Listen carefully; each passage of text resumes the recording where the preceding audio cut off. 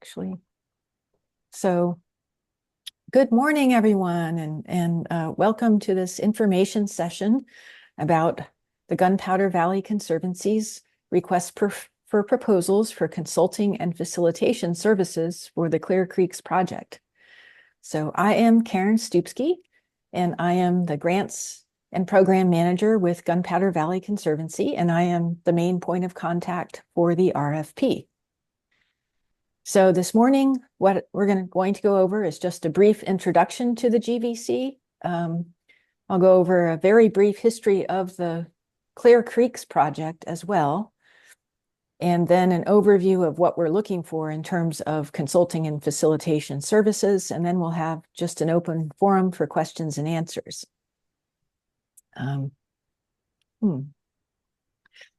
So Gunpowder Valley Conservancy is a non-profit organization based in Baltimore County, Maryland. It's both a land trust and a watershed organization. It was founded in 1989, and you can see some of our accomplishments there. We have over 2,000 acres in easements, and we've been planted lots of native trees, put in a lot of conservation gardens over the years. Those are some of our main focuses. So yeah, our program areas include land preservation, tree planting, tree maintenance, invasive management, stream cleanups, and community projects, which generally involve stormwater BMPs. And we do a lot with mobilizing volunteers. Our watershed is the Gunpowder Watershed, so it's located just north of Baltimore. It's 480 square miles here. And it is particularly important, we think, because of the two drinking water reservoirs that are located within our watershed, the Pretty Boy Reservoir and the Loch Raven Reservoir, and they provide over 60% of Baltimore's drinking water, or the Baltimore region's drinking water, and over 2 million people benefit from our watershed.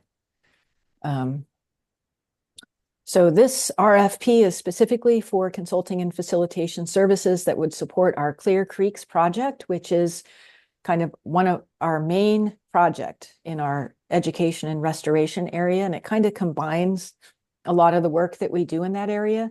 So it promotes clean water in the Gunpowder by working with a coalition of partner organizations to mobilize communities to implement stormwater and habitat restoration projects, which include rain barrels, rain gardens, microbiome practices, bayscapes, native tree plantings, and stream cleanups. And one of our key partners is Baltimore County. The majority of our watershed does fall within Baltimore County. And Baltimore County has developed a number of small watershed action plans that just really assessed what needed to be done and identified projects and measurable goals. And Baltimore County also provides us with funding. And so we've partnered very closely with them in trying to implement the goals in their plans. And the Clear Creeks project, the precursor to it, our pilot program, was the Jennifer Branch Preservation Project in 2011, where we partnered with the county to promote restoration projects upstream of a stream restoration project we were doing. And we installed 35 BMPs and planted 200 trees, but we didn't reach our goal for motivating homeowners to install the practices. We only achieved 40% of our goal. And so after that initial effort, we thought, well, gee, we need to figure out how to get more homeowners to implement. And at the time, we were developing a relationship with the Master Gardeners, and the Master Gardeners have a program called Baywise, where they certify yards that are bay friendly, and they have a yardstick and certain practices that they promote. And so, we're doing a lot of outreach in our area, and there was a big overlap between their strategies and the county strategies. So we applied for a CBT grant for social marketing research. And we thought, we're going to figure out, how to promote these practices to homeowners. And we came in with some research questions. We wanted to know what were the BMPs that the communities, that the people were most likely to adopt, what were the barriers, and how could we best motivate them to change? And we got this grant in 2012. Our key findings from that research were that the most appealing BMPs were rain barrels, Bayscape gardens, and rain gardens. And our audience that was most likely to adopt were college-educated women, ages 45 to 65. So we identified a number of social marketing strategies to use. For example, focusing on, we learned that positive emotional states would motivate them. Having a cost share would also motivate them to improve, to install the practices that they needed to learn how to do it. So we offered free educational workshops to help the practices diffuse. We learned that it was important for the community leaders to set examples. We wanted to share about stories and the social norms of installing these practices, and we began doing that in an educational mailer. And then that having this Baywise yard sign was a good way to show their commitment to these practices. So these became kind of our core social marketing practices that we've used. We initially launched the behavior change campaign in waterfront communities in the Middle River and Tidal Gunpowder watershed. And it turned out it was much more successful. We were really able to achieve our goals, and it really took off. At the beginning of Clear Creeks, we also had a community meeting with the folks in that area where they actually helped choose the project name, and they picked Clear Creeks, our water, our heritage, our pride, as the name of the project, and a tagline, see your feats in our creeks. So since that time, we've continually expanded and been using basically the same strategies for the last 10 years. And through practice, we realized a really key part of the success to mobilizing the communities and getting them to install the rain gardens, rain barrels, and bayscapes and so forth was the community leaders. They were essential to the project's success, and they could really mobilize their communities. And we've had quite a few community champions over the years that really did a good job with that. Another thing we added was every year we did a big community project where we would partner with either like a homeowners association or a nonprofit, an institution, and we would do a big year-long project where we would install multiple BMPs, best management practices, in that community. And we would also do a series of workshops in that community. And so that became kind of a focal point for the year. And we've done that every year, really, for the last 10 years. Miramar Landing was one of the ones, our most successful ones. And we actually got a BUBBA award, Best Urban BMP of the Bay award for that project. We've also partnered with a number of faith-based institutions as the main Baywise project, as well as 2 game and fish associations. And a golf course. Pine Ridge Golf Course was one of those project sites.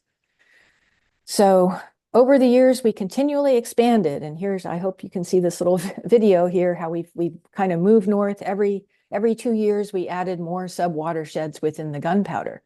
And we also did more social marketing research because we started out in coastal communities. We were wondering, would it be different in upland communities? And so we did that research, and we found that they were more interested in erosion in the upland communities and we also did social marketing outreach to businesses to find out how to get them to promote install the practices. And we learned it was kind of a lot different than reaching homeowners because there's a lot more bureaucracy and they're a lot more concerned about the bottom line. So we've been integrating those lessons as well into our outreach. So now here we are 10 years later, and it's 2024. We got a new NIFWIF small watershed grant for 2024 to 2026, and now we're expanding into the whole Gunpowder watershed. And so that's taking us outside of Baltimore County as well, because there's a corner of it in Carroll County, and a corner of it up here in Pennsylvania in York County, and a section over here in Harford County. And of course, with the reservoirs being in our watershed, we also involve the city because they own that land. So we've got to now have collaboration with other, government agencies, other counties, and so forth. So with our previous grant, knowing that we wanted to expand, we included in that grant organizing a Gunpowder Watershed Forum, which happened in 2022. And we started with a little core group of partners to organize it and co-create it. And we brought together 68 participants from 43 organizations that were working in the gunpowder. And we came together to talk about collaborating and expanding. And as we were organizing it with our steering committee, one of the members suggested that we hire a professional facilitator to help us, and that we had never thought of that. And so we ended up hiring the Neighborhood Design Center, and that turned out to be a game changer because they really brought in their expertise. And they suggested that we start out by articulating a shared vision for the gunpowder. And they also had like teams of facilitators, so they were able to make the whole event really interactive and break them into small groups and have them do, lots of activities. And so we got it was really good. We got a lot of engagement. And a key outcome of that was we did articulate the shared vision for the gunpowder in 2050. And I wanted to just go over it a little bit because that really provides the basis for our shared work together. So one of the key goals is that people feel secure with their water, and they wanted to know that it's safe, for drinking and swimming and recreation. A second key goal of this vision is that people feel welcomed and connected. It's very inclusive. There's amenities that everyone can use, and that people feel connected and care about the watershed. Another key part of the vision is that the watershed is restored and regenerated, which includes, controlling invasives and having native landscaping and riparian buffers and reforestation and good stormwater management. Another key aspect was communication and adoption, that everyone would understand and adopt the practices to control runoff and have good environmental management. And we have good, clear, consistent messaging. Another key aspect was about land access, that there's good zoning to protect the health of the watershed, and we manage development with an environmental lens. And then the last aspect of the vision was collaboration, that the city and county agencies work together with the local groups, and there's smooth communication and good reporting and good monitoring and so forth. So that is the vision that everyone came together around at that event. And one of the key learnings or key takeaways was that collaboration was identified as a key contributor to success. And this included that there would be good communication among the groups, among and between groups, and with the broader public. So with that knowledge in mind, we followed up on the forum with a series of roundtables to continue that conversation about collaboration and try to identify some next actions. And a key outcome was that we had developed as a collective goal this idea of developing a formal collaborative of the organizations working together within the gunpowder. And I wanted to just kind of let you know who some of these key partners are that are involved and that signed on to this grant and said they wanted to be involved in the collaborative.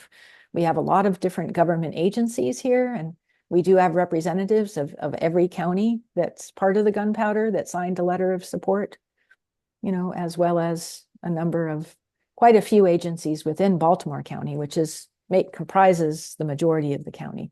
But we also have a lot of regional nonprofits that signed on as partners, as well as local nonprofits that are just within the gunpowder. We had a number of land trusts that are part of it, because land preservation is a big part of it. We had some representation from universities. And then we have a lot of community groups, like community associations, homeowners associations, as well as faith institutions. And we also have a number of businesses. And actually, I forgot to mention, and this is a key part of it, that throughout the 10-year history, a key part of it was we had a steering committee comprised of the partners. And that steering committee met quarterly and would give input on strategy, they would share what was going on in their communities, help to identify projects, kind of keep track of our goals and whether we were achieving them, and help us practice adaptive management. So if we were encountering challenges or barriers, that steering committee would be a good place to kind of think through it and make strategy adaptations. So we're thinking that steering committee is going to be a key part of the collaboration. But at these roundtables, we actually discussed with the partners this spectrum of collaboration. And we wanted to get some feedback about how much collaboration they were going to want. And what we found out was that they were wanting to collaborate, but they weren't really sure how. And we as a GBC have ideas, but we need an expert to guide us on it. We found that their desire for collaboration kind of fell but anywhere on the spectrum here between cooperate, coordinate, collaborate, and integrate.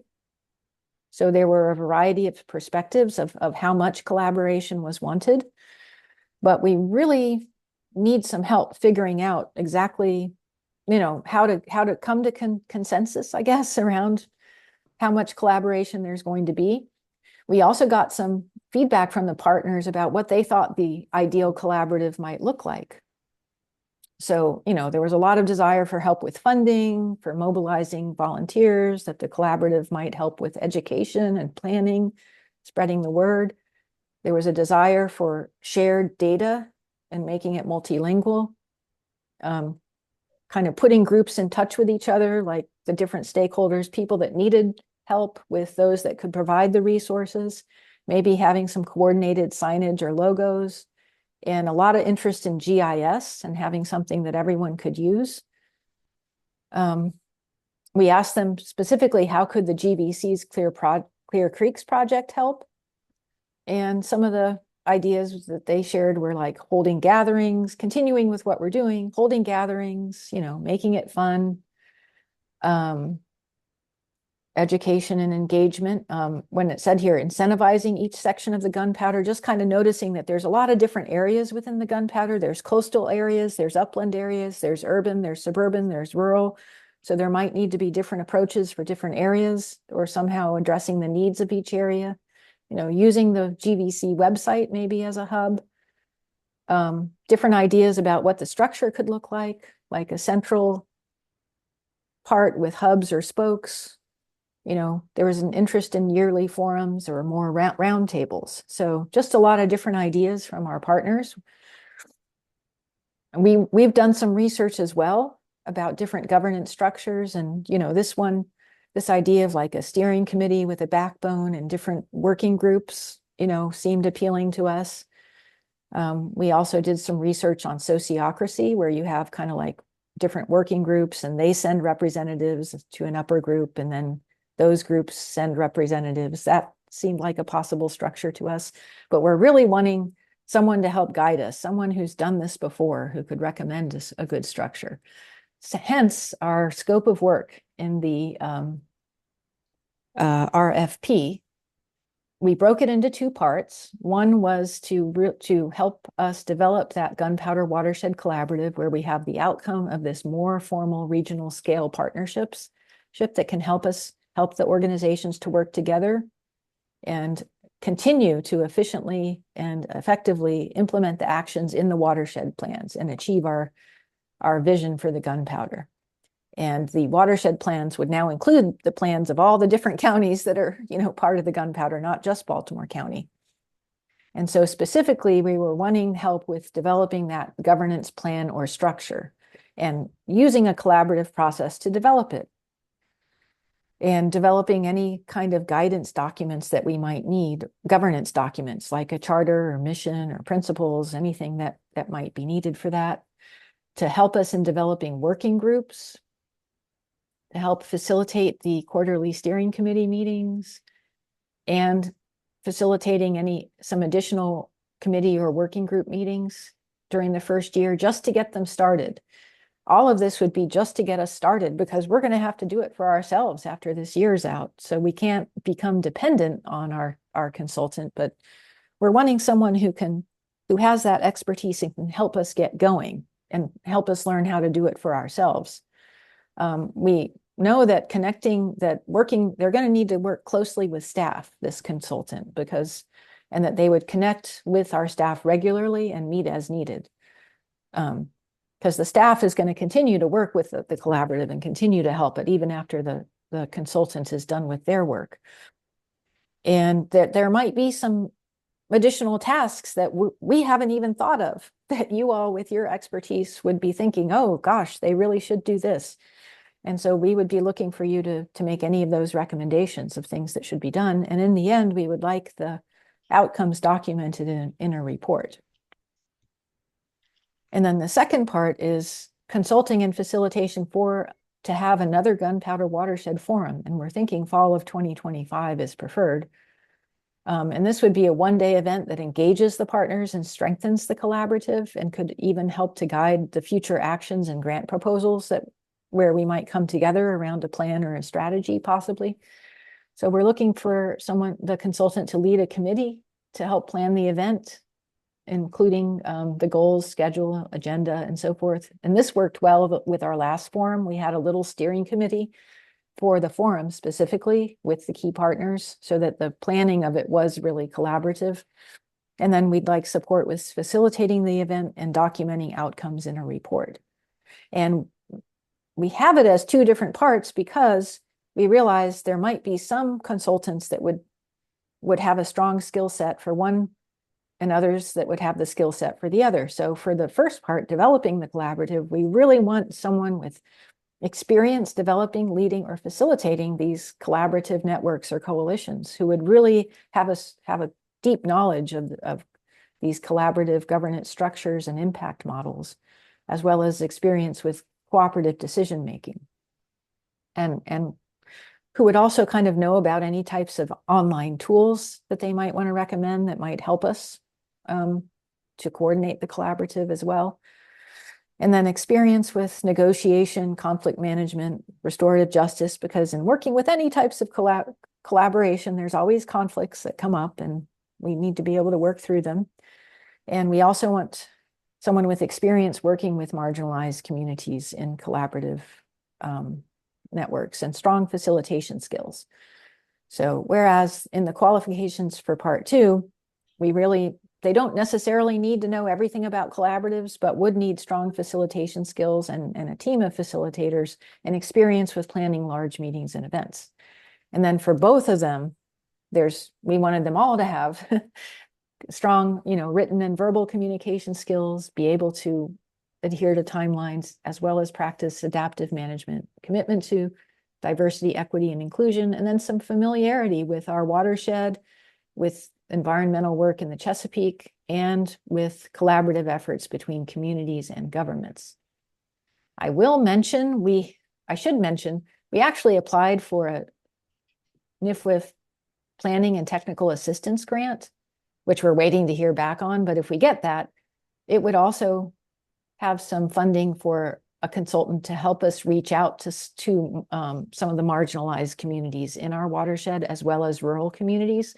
So if we get that would also come into play. We'd be putting out another RFP for that consultant.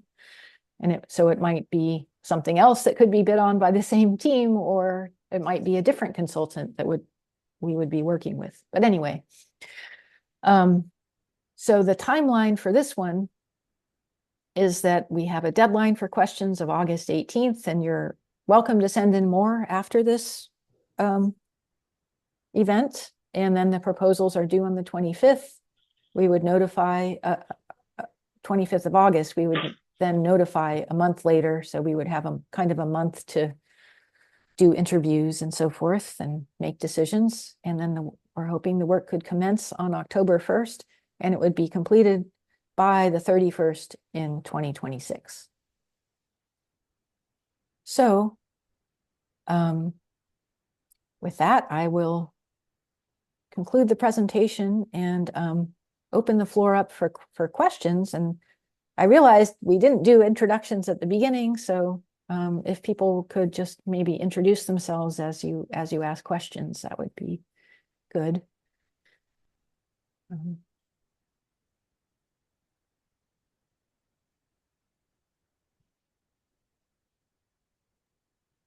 Hi, Karen. It's Lauren Maddox and Sarah Ramsey here with Due East. A couple questions for you. One, just hopefully this is an easier answer, but when you're thinking about the kind of relationship to your nonprofit, thinking you're starting this collaborative, what's the fiduciary relationship there? In other words, does your board of directors need to approve this structure for are we Hmm. understanding correctly that this new collaborative would be housed within the Conservancy, or that the Hmm. Conservancy potentially would be the backbone organization in support of the collaborative? Just thinking through a Hmm. little bit how you're thinking about Well, the legal side of it. I guess that would depend on how much collaboration is envisioned. Like, is it that formalized where it would be need to be housed under the GVC, or would it be more of like, oh, we're communicating with each other and we're having meetings, I guess. So Yeah. I guess we would need advice on that. Okay. Okay. So Um, there's been no decisions about how it would relate okay, that's all no, part. nothing formal Okay. like All that. right. Great. Yeah. I mean, And thus far, I mean, we have been getting the funding for the Clear Creeks project. We've been writing the grants, receiving the grants, and that is what has funded the steering committee thus far. I mean, in terms of we're the ones that have organized it and provided the driving for and the funding all for the the support. projects that have Yeah. happened. Yeah. Yeah. Yeah. Just some other, this is kind of in the collective impact realm, some other projects we've done in launching collaboratives. We found that the sooner you kind of think through Hmm. some of those structural things, the better, just because Okay. sometimes if you wait too long, then sort of trying to rein it back in. Oh, okay. Yeah, so that would be one of the things, just thinking through that, and particularly with your board role. And then the other question, I imagine maybe some of our colleagues here might have the same. This is a lot of work for $32,000. It's Okay. 18 months of work. So question is how much are you really thinking the consultant is doing versus staff doing? Like, for instance, I saw something about, you mentioned it in your slide about facilitating up to 12 meetings just for the work group. And that Hmm. was just for the one line item. Yeah. So you share a little bit more about that, just trying to kind of right size this to the budget. Okay. Just to be honest, it's Sure, sure. small budget for what's here. We appreciate the feedback. Yeah, if it seems like that is too much and more than can be done in the scope, I mean, we would take that into consideration. These work groups are going to need to function on their own anyway.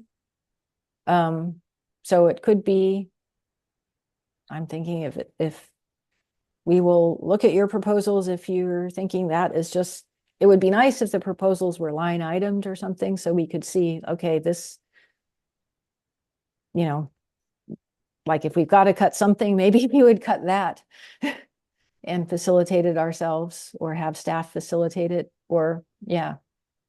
So thank you for That's that helpful. feedback. Thank you. Yeah, Yeah. yeah. Thank you. And actually, that reminded me there was a clarifying question someone had asked about the steering committee meetings. And so those typically up to this point have been quarterly. Some have been in person and some have been on Zoom. They were all in person until the pandemic. But since the pandemic, we've been doing some of them on Zoom as well. And they normally, if they're on Zoom, they're an hour. And if they are in person, they're usually like an hour and a half. And we might even have some food, hour and a half to 2 hours, I guess, with some food, optional food time. And we found that people do enjoy them for networking and connecting. And so we've been having the refreshments as a time for people to connect in person. Um, Hi, hi everybody. I'm Diana Waters from Confluence Coaching and Consulting.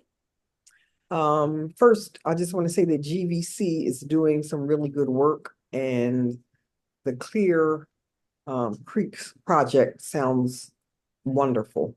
mm, Um, Thank you for that question, Lauren. That actually was my question. And mm, since we have the answer to that, I have another question that has more to do with the kind of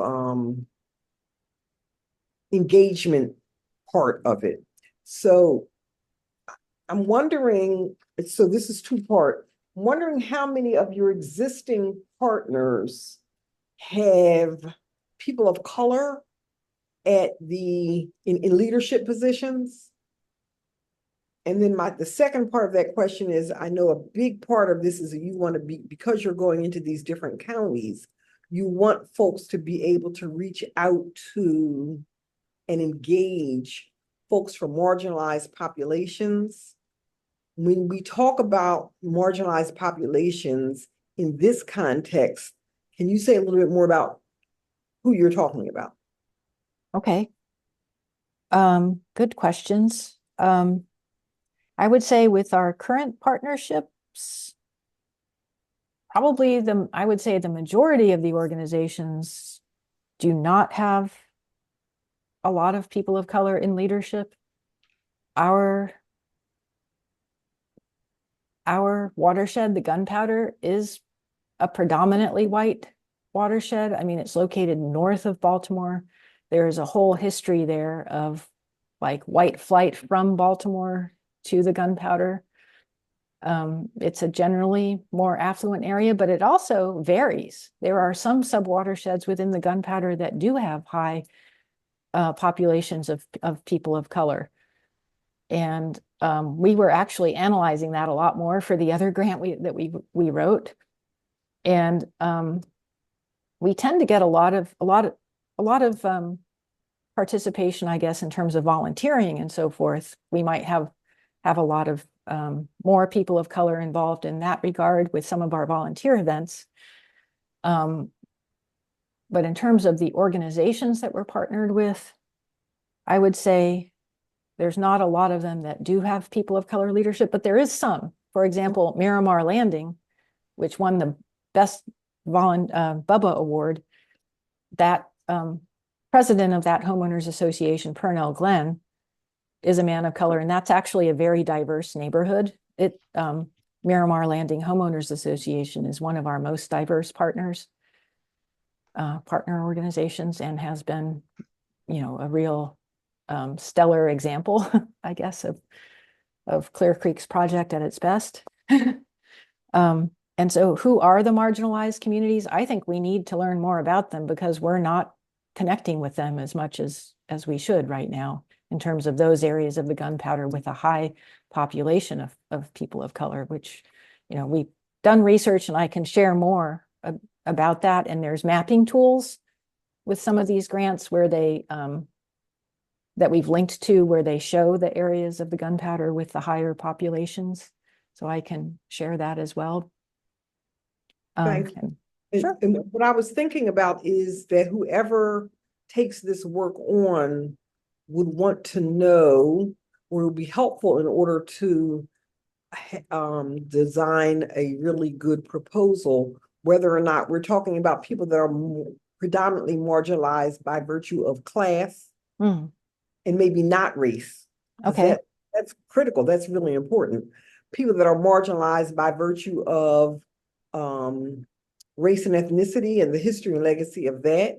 And then you have folks for whom there's what Crenshaw would call the triple jeopardy, high populations of people gendered as female that are also class and maybe also race and ethnicity marginalized.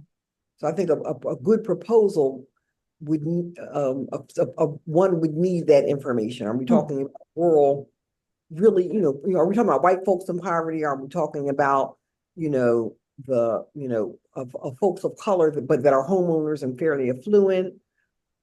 Yeah, so that's what I say. When the term marginalized populations can mean different things, and I think it's important to have an understanding of that. Yeah.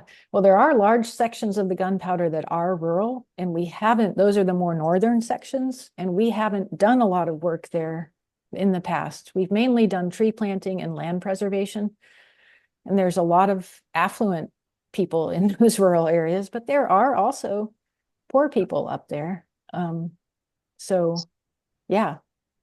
Yeah, and Diana, that's a great question. I had a similar one about the who. It means a lot in terms of this work, and how do you engage and who should be part of that engagement. I mean, that's big. And then just to build on Diana's good question, if you're going up into Pennsylvania, as you're thinking about rural communities, Plain Sect community, are they Hmm. part of that? Not really in the gunpowder, because Not in our the the gunpowder. part of the gunpowder that's in Pennsylvania is tiny. It's just the southern part of York County. And Okay. I haven't heard about any Plain Sect people being there specifically. Yeah. Okay. They Although are in there York, could be. but I don't know if they're in that part of York. You But know so what? that'll be- I take that back. I do know that there are some, because there's actually an Amish farm right up there that so yes, good point. There are some. Thank you. That's great. Mhm. Great. Thanks for raising that, Diana. Yes. And one more quick thing, and I'm so sorry, just one quick thing, just by virtue of feedback for those of us that would be submitting proposals, but also for GVC. Mhm. Another reason that I asked the question is that a decision-making structure would be informed by who we're trying to engage, Mhm. because different folks, there's all this literature around different folks are responding differently to different kinds of structures. Mm. Yeah. Well, that's what we're going to be looking for, someone who can help us understand those things. Hi, I'm Joan Plisco with Plisco Sustainable Solutions. And going back to the scope of work, the line item that says recommend and execute additional tasks to support the development of this collaborative. As we already discussed, this is a pretty full scope of work given the budget. And so I'm just wondering what GVC's expectations are around that. I mean, we could be heavy on the recommendations, but executing additional tasks under the scope of work might be a little bit difficult. Sure. Well, I'm thinking that someone might put in some task in their scope of work with a cost right up front, like, oh, we know that X really does need to be done and you didn't put it in your scope of work. So here it is. So there might be certain things identified up front that you would suggest. But then there's always the emergent things, like as we go along, maybe there's something that it becomes clear this should be done. You might be making a recommendation, but maybe there wouldn't be the resources to execute it at the time.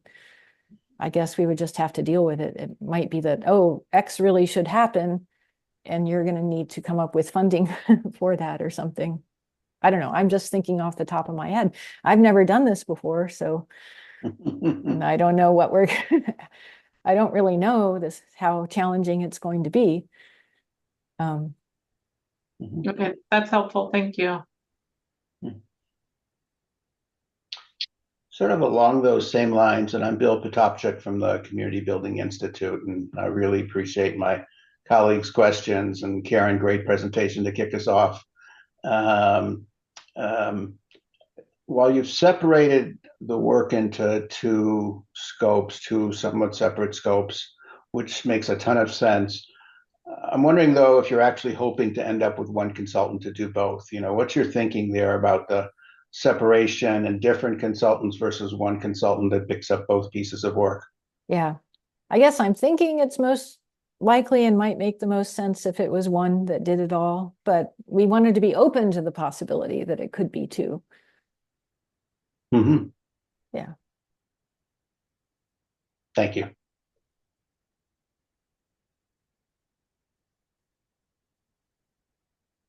Let me see. Hey everyone, I have a question to add. I really appreciate the questions that have been asked so far. Those are questions probably we are all thinking about. I think a question I have related to what has already been raised before is one aspect of the work is developing the governance structure, but also there's clearly the strategy around expansion. And I was wondering, is the strategy and work around the expansion and the outreach and communities where you want to work, as has been mentioned, being led by the staff? Is that also being led by the consultant? Like, how does the evolution of the collaboration and the strategy related to who you're engaging and involving, like who's owning that aspect of the strategy?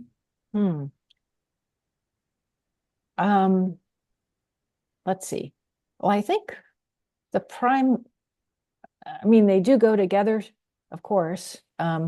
It's this GVC and the staff who are going to have to really take responsibility for the long term, I think. I think in this year and a half, we need to get the structure established. And I guess so that we would really be looking to the consultant to help with getting the structure established. Now, in terms of engaging, we're probably just going to be continually engaging new partners. I mean, we have the ones we have now, but in terms of connecting with partners we don't yet have, is that what you're referring to by the expansion? Like, how do we bring in those voices that are not at the table currently? Oftentimes the structure you choose, and I think some of this it might just connect to what Diana was saying, is like the structure supports your strategy. Your strategy is the driver of where the form the structure takes. So I could see, like, if you pursued one structure, but then simultaneously or later you were trying to do outreach to different communities. I get that your outreach is kind of iterative, right? Your expansion has been, but presumably that's going to be happening during this time period. And how you're prioritizing, where you're prioritizing, how you're doing the outreach, also really integrated into, I think it was Diana who mentioned, like, the types of decision making you would build into the structure. So, yeah. Well, any of my colleagues who want to add to, who could clarify or have an additional question that relate to that? Yeah, I think as well, we're going to have to do what is possible to be done within the resources available. So while it may just be we need to get started with who we have. If we get the planning and technical assistance grant that we applied for, that we're waiting to hear on, that would provide more resources for doing more outreach to groups that are not currently involved and bringing more voices to the table. If we don't get that, it's going to be tough because we're a tiny organization. Our staff are really maxed out. And so we may just have to do what we can. Yeah. With what's possible with the resources, I guess. Karen, could you talk a little bit about the organization? Sure. About Gunpowder Valley Conservancy? Yes. Okay. And I'm wondering if you could add into that, who would be the main point of contact for the consulting team within the organization? I'm thinking, well, right now, I think it would be me as the main point of contact. So we are small. We have an executive director, Kim Tucker. We have a program director who's full-time. Kim Tucker's full-time. The program director, Darcy Herman, is full-time. And she oversees the Clear Creeks project overall and focuses especially on the stormwater BMPs, coordinating those. We have a reforestation program manager who focuses on the tree plantings, and that's a big part of what we do. And, with the stormwater BMPs, you really need homeowners or businesses or someone who owns property. So that, again, is limiting as to who can be involved with those. But we have our tree planting program and our stream cleanups, and those are much more inclusive. Like, anyone can be involved in those. And so the tree planting is a really big part of what we do. We do close to 2,000 trees a year, I think. And then we have a part-time streams program coordinator who's like 10 hours a week, who's mobilizing people for stream cleanups and stream adoptions. We have a part-time communications manager who also works with our land preservation program. And then there's me. I'm the grants and program manager. I do grant writing and grant management, but I also manage certain aspects of the programs. And so I'll be working with the collaborative. I think that's all of us. So we have 3 full-time staff and several part-time staff. I'm 30 hours a week. So in terms of our staff capacity, It's small. We have a lot of really active volunteers. We have a really strong board. And yeah, with the Clear Creeks project, we also hire contractors. It's contractors who do the BMP installations of the rain gardens and the microbiome retention practices. So that's not falling on staff. We just kind of coordinate them and do the outreach and line up the customers. Yeah.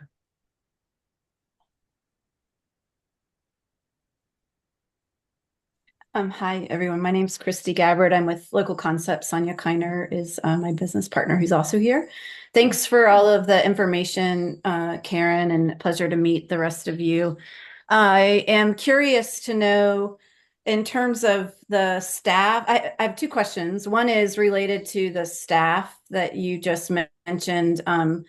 Small, sounds like small but mighty. And also I heard you say at capacity. So curious to know what sort of contribution do you see staff having in this initiative?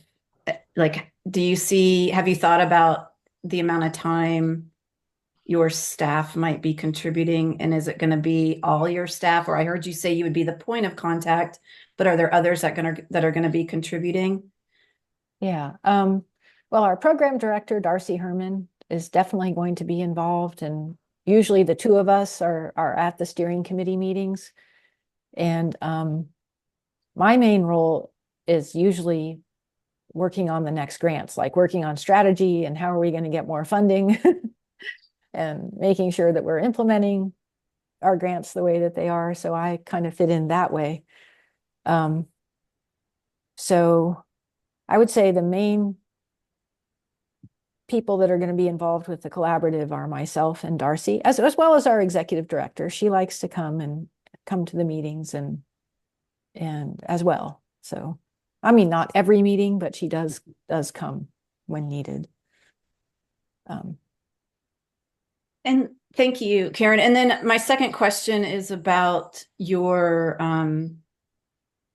the idea of the collaborative. Do you have commitments from other partners to participate to some degree in the collaborative? I mean, I know that you got feedback on what would make it feel like a good collaborative, but yeah, are there folks that are ready to go? Well, for our current NIFWIF grant, we did have 47 partners that signed letters of support, letters of commitment, and the majority of them committed to either attend the quarterly steering committee meetings and or a work group meeting of the collaborative. Okay. Thank you. Yeah, and we were thinking, because up to this point, every partner was expected to attend the steering committee meetings. But now that we're in the whole watershed and we have a lot more partners, does it make sense for everyone to be at a steering committee meeting?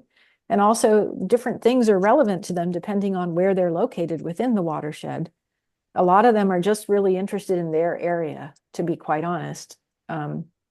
So that's why we thought some might attend the steering committee and others might be more in a working group, and whether those working groups might be more regional, like, oh, we've got the coastal working group, we've got the upland working group, we've got the suburban working group or the rural working group, or whether they'd be topical, like, oh, the funding group, the BMP group, the reforestation group, the government agency group. We weren't sure what was going to make sense. And so that's again where we're hoping for some guidance in terms of structuring it. And maybe it's going to be a really simple collaborative. Maybe the guidance and in a way, what we need is a thought partner to really help us think through. And maybe the first part of it is we're just thinking through some of these things. But of course, the partners need to be involved. This needs to be we want it to be very collaborative. We don't want it to be, oh, we figured everything out and now we're inviting you to plug in.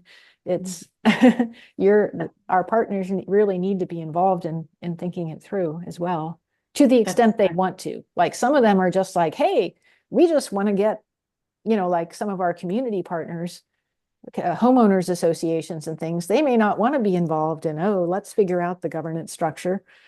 A lot of them are just really, those partners are more interested in, well, how do I get stuff happening in my community? Absolutely. Yeah. I think that's it's smart to be aware of that and also wanting to engage people where they want to be Yeah. involved. But then finally, I think from a practical standpoint, in person can be so helpful when trying to build trust and relationships for collaborations to work. And also it can be challenging. And so, of course, I imagine the forum would be in person. And I heard that your steering team meetings, it depends. It sounded like you do both. Do you have a sense of kind of what the ratio of in-person to virtual meetings might look like for this work? Well, for the steering committee, I think what we've been doing the last couple of years, it's kind of been 50-50 in person or virtual. And to be honest, we haven't been as steady as we should have been. Like we didn't have one in the spring. So we, yeah. So I would say it's been about 50-50. And then for the working groups, I don't know to what extent those would be in person. I mean, it may be nowadays, it feels like it's actually really hard to get people together in person, you know, and for a working group, maybe just virtual would be good enough. I don't know. Thank you. Also, we don't want to create meetings just for meeting's sake. I mean, they're going to be meeting because the whole point of meeting and collaborating is that we're going to have increased outcomes. Like through all of this, we're going to be getting more funding. We're going to be getting more projects in the ground. We're going to be including more communities, more voices, and meeting more needs and having just a better, you know, achieving our goals more effectively. So we don't want any extra meetings that aren't needed. Quick question around virtual meetings versus in person. Forgive me, you guys just discussed this. I got distracted by my cat who decided to chase a bird that's on the other side of the window.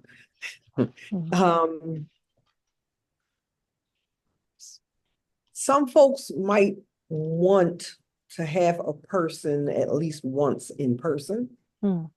My question would be, would GVC cover the cost of travel, or would that be a line item that should show up in the proposal? You mean for the consultant? Yes. That would be a line item in the proposal. Yeah, just whatever you need to get the work done. Consultant travel just falls under consultant expenses in the grant. Okay. We do have some funding for food for meetings. We don't have funding for stipends or anything for partners to participate, nor for their travel. I mean, it's a 480 square mile watershed. It is generally to drive from one end to the other can be done, I mean, in an hour or something. Yeah. Provided you have a car, I guess, but yeah. Yeah, for sure. There's not great public transportation in the rural areas of our watershed. Let me see, Sarah, did I address all the questions you had? Trying to think. Thank you. Yes, I think you did, especially because other folks asked similar or related questions. That last one was one I was thinking about, Diana, of if there's in-person, the expenses for in-person, is that a part of the budget? Maybe I would just check one more assumption. For the convening, the forum, does the Conservancy handle the logistics of planning? Oh, we actually did put a line item in there for an event planner to handle things like venue and food and stuff like that. So the facilitator doesn't need to worry about that. They can focus on the content of the meeting. Great. So food, venue, all that stuff related to the convening is covered elsewhere. This is purely the facilitator's time and travel for it. Yeah, Okay, yeah. that's great. That's a question I had as Yeah. well. And I think we have money for lunches or something in there Great. for that. Well, thank you. I have to jump for early, but thank you all. This has been, you're doing some amazing work. This is Yes. exciting to see, and it's wonderful to get to meet some of the other colleagues on here. But thank you for inviting us. We appreciate it. Yeah, thank you. Thank for you all. Be well. Bye-bye. coming. Bye. Thank you. Yeah.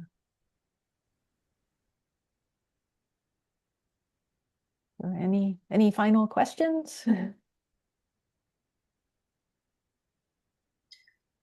I had just kind of a part B to Christy's question about staff capacity. Hmm. I wasn't sure, Christy, if you were talking about short-term or like long-term capacity, thinking about like the sustainability and like resiliency of the collaborative, if the staff will be kind of tasked as a backbone long-term, like to help facilitate the collaborative. Like, for example, if you're like, will your communications person, and maybe this is something to be uncovered during this process, but like, would your communications person long-term be tasked with, say, communicating, opening up communication channels for the collaborative or that kind of thing? Or Good like question. I mean, Mhm. yeah, I mean, the way we've communicated with partners thus far is, yeah, staff has convened the meetings, the steering committee meetings, the quarterly ones, and we have an email list that we communicate with the partners. For the forum, we made it a bit more formal, like we sent out official registration through our constant contact and had a little more formal types of emails about that, but usually we just email them Yeah. from our personal accounts and convene it that way. But like, for example, if there's Going forward. Yeah, say the collaborative is like, this is a total stretch, but like, oh, we really want a new tool. We really want to implement this new tool, this new communication tool, which a lot of collaboratives do. There are all these like communication tools. Like, would your staff be tasked with I guess so, yeah. I mean, this may be your sustainability. You're kind of like long-term capacity and sustainability on your staff. That's a good question. I mean, this could be we don't know what we don't know yet about how much this is going to take out of us to do. But I think that, yes, we were thinking we were going to do that. We were going to. So maybe something we need to think about in our design is how we can set up a collaborative that doesn't require as much of a heavy lift from the staff. Maybe it's collaborative light. I don't know. Or on the other spectrum, what if you get a grant for a collaborative, coordinator? Oh, true. Yeah. There's a whole continuum to uncover. So yeah. Thank you. Well, it is an aspiration of ours to get an INSR as kind of a next step. And I know that they do provide support for collaboratives, but we would also need, I mean, if that's something we need, and I don't know how many hours a week a collaborative coordinator would need to be, but if we need funding for it, we can definitely put that on our to-do list to work towards. Thank you. Yeah.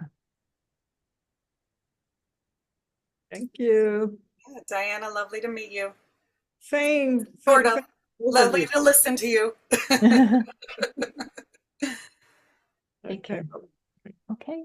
Thank you. Be well. Well, thanks. Be well. Oh, Karen? let me stop recording here. Let's see here. How do I stop recording?